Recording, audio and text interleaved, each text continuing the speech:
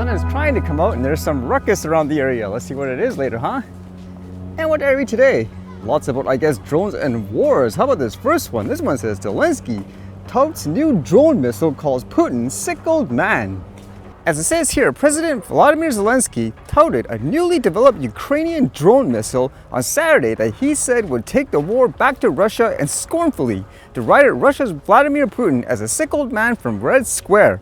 As Ukraine marked 33 years of post-Soviet independence, Zelensky said the new weapon, Polyanstia, was faster and more powerful than the domestically made drones that Kyiv has so far used to fight back against Russia, striking its oil refineries and military airfields.